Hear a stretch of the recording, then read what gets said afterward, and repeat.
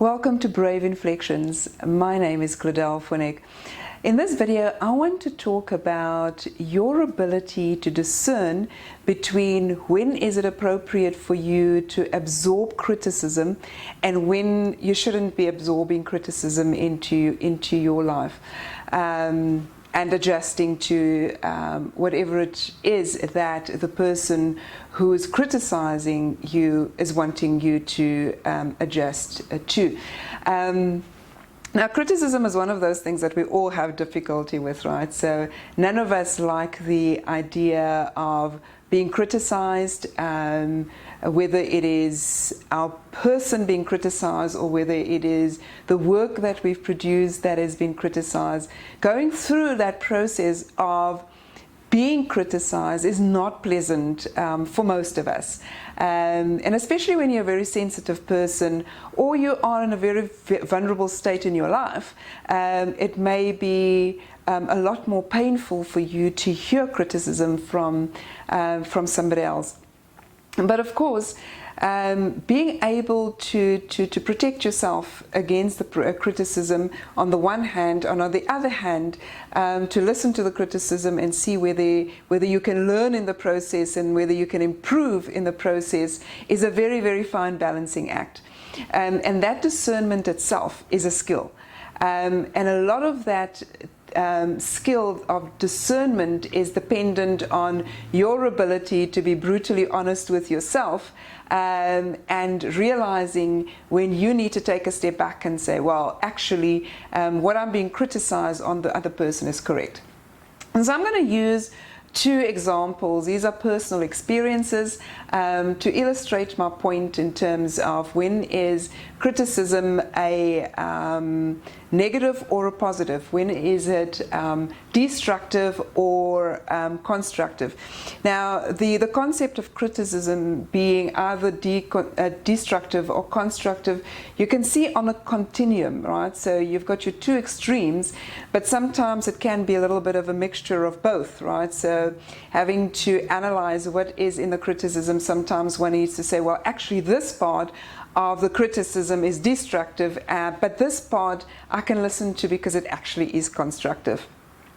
So the one scenario that I quickly want to use as an example is I find myself in a meeting. Around the table are very senior people from different parts of the world, and at some point in the meeting the person who occupies the most senior position in the room points at a colleague of mine and myself to us and essentially says these words to us, right? So he says, you have no integrity, you lack ethics, and you're not committed.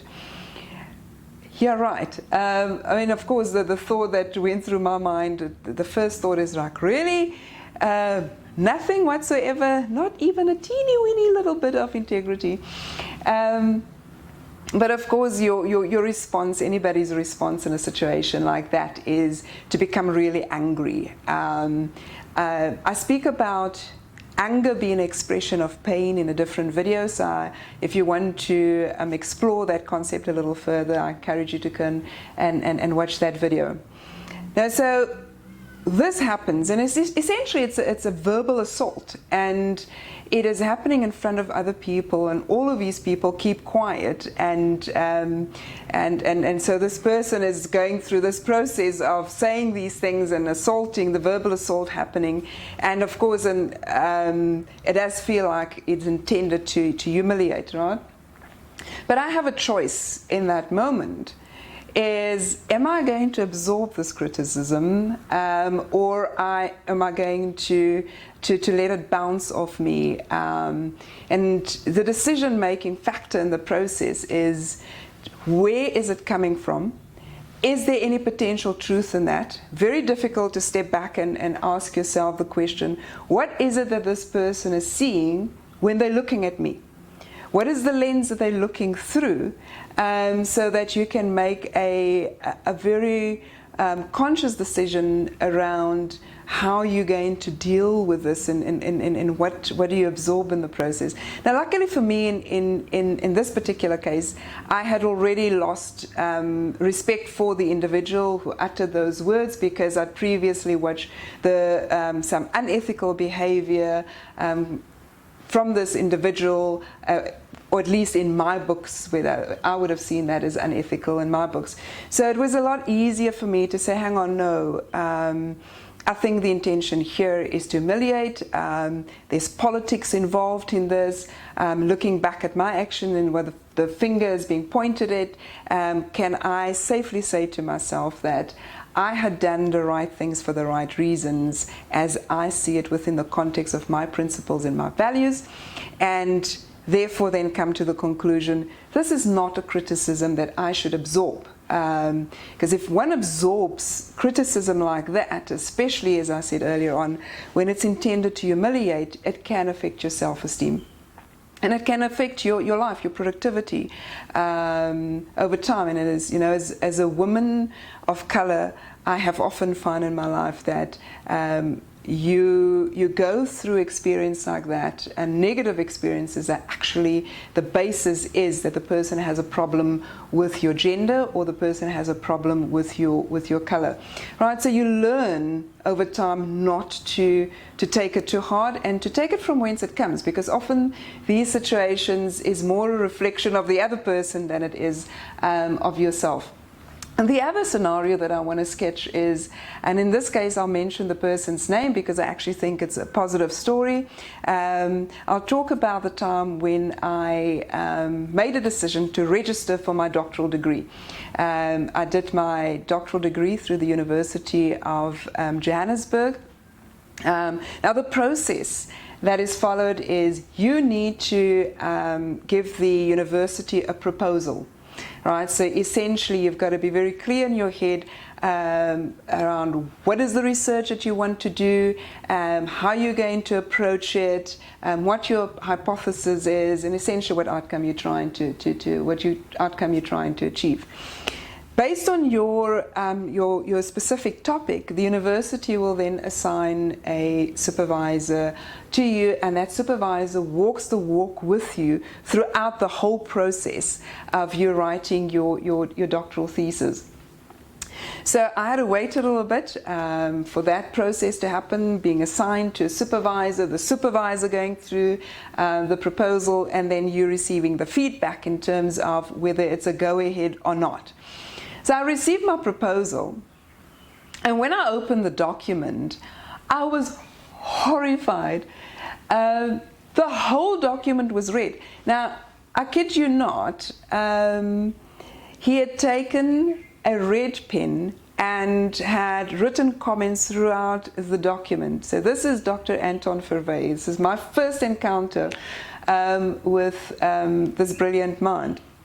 And so in that moment, I mean, my first reaction is I have never, ever received an assignment back where it had been that red. I mean, some of the comments in the margins were like, so what, with an exclamation mark. And there's a kind of criticism that could quite easily hurt your feelings.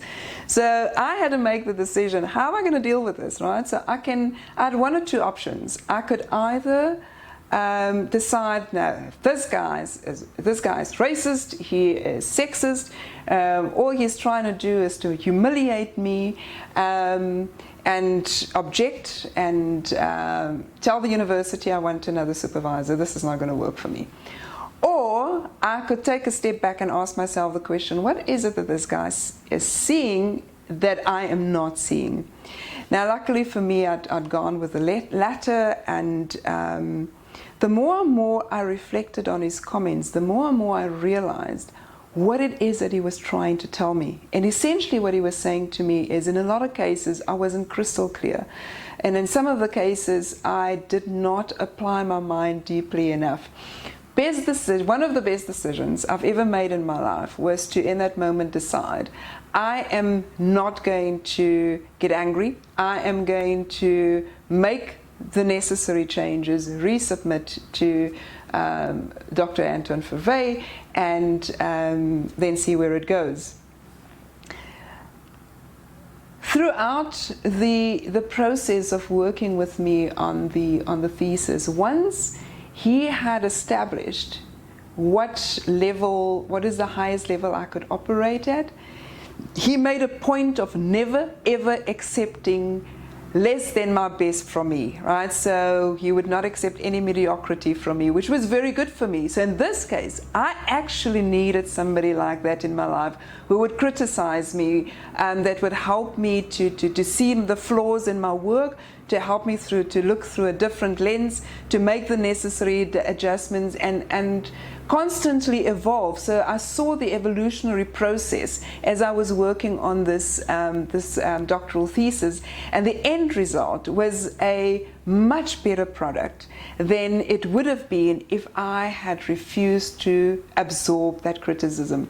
Right, so your ability to discern when you should be absorbing and when you should not be absorbing is something that you need to develop. But it does take quite a bit of self-reflection.